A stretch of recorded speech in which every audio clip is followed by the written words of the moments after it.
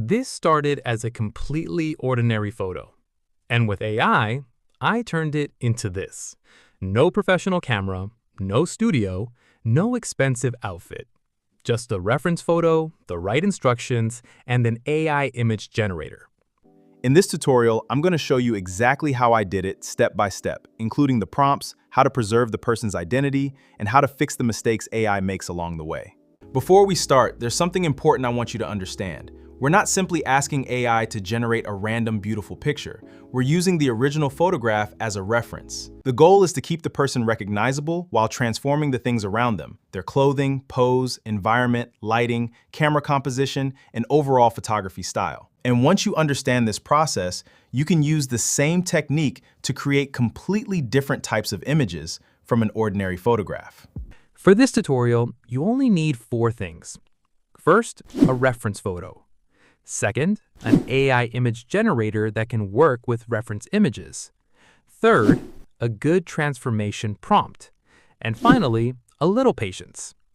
You don't need Photoshop, professional photography equipment, or advanced editing skills. I'm going to walk you through the entire process from the original image to the final result. Let's start with one of the most important parts, the reference image. Before we generate anything, I'm going to find a studio photo shoot image that has the kind of lighting, pose, composition, and overall aesthetic I want for my final image. You can find these references on platforms such as Pinterest, Instagram, fashion websites, photography portfolios, or anywhere else you can legally use images for reference. We're looking for the photography style we want to recreate. I will get my reference image from Pinterest. There are a few things you want to look for. The better the reference image, the easier it is for the AI to understand what you're trying to preserve. Once I've found the right reference, download the image to your device and then open ChatGPT. Now, here's a step that I think is extremely useful, especially when you're trying to create a very specific transformation. Don't immediately ask AI to generate the final image. First, ask it to analyze the reference. In ChatGPT, click on the plus icon and upload your image. Your face or the person's face should be reasonably clear. You want the AI to be able to see their facial features, hair, skin tone, and general body shape. Try to avoid extremely blurry images, faces that are heavily covered, extreme side profiles, or images where the person is mostly hidden. And also the reference image you have downloaded from Pinterest. I'm going to give both images to the AI, the original photo of our subject, or yourself, and the Photoshoot reference, and ask it to analyze the reference image. This is the prompt you give to the AI. You can say this: analyze this Photoshoot reference image in detail. Identify the studio environment, background, person positioning, pose, camera angle, framing, lighting setup, shadows, wardrobe styling, depth of field, photographic perspective, composition, color treatment, mood, and overall visual aesthetic. Do not generate an image yet. I want to use this analysis to recreate the same photographic style with a different person. And click Send. The reason we're doing this is simple. We want the AI to understand what is already present in the photograph before we start changing things. Look at the response. It identifies the person's appearance, what they're wearing, their pose, the camera angle, the lighting, and the composition. This gives us a structured understanding of our starting image. And now we can decide exactly what we want to change, if there's a need for that. But I don't think there's a need here. Now this is where the transformation really begins. Instead of telling AI something vague like, make this person look expensive, we're going to do something here. There are several methods you can use to generate the new image. You can generate the new image here in ChatGPT, or you can use Flow AI. I'll do both so we can decide which one is better. First, let's create with ChatGPT. You can instruct ChatGPT to do that. You can say this: now, use the first image as the identity reference and the second image as the photography and style reference. Preserve the recognizable identity and physical characteristics of the person from the identity reference, while using the composition, lighting, pose, environment, and photographic aesthetic of the Photoshoot reference to create a new original image. And click Send. Wait patiently for a few seconds, and ChatGPT will do the trick. And now, let's wait and see what we get. Honestly, this is where you shouldn't expect everything to be perfect. AI image generation isn't about writing one magical prompt and getting exactly what you imagined every single time. Sometimes the face might be slightly different. The hands might look strange, the outfit might not be exactly right, the pose might not be what you wanted, or the AI might misunderstand part of your description. And that's completely fine. The important thing is to look at the result and identify exactly what needs to be fixed. For example, let's say the overall image looks good, but the hands are incorrect.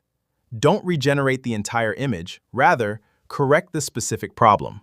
Now let's generate the image also with Google Flow AI. Open Google Flow and sign in. Then create a new project. Upload the identity image, i.e. your image or the image of the person you want to design.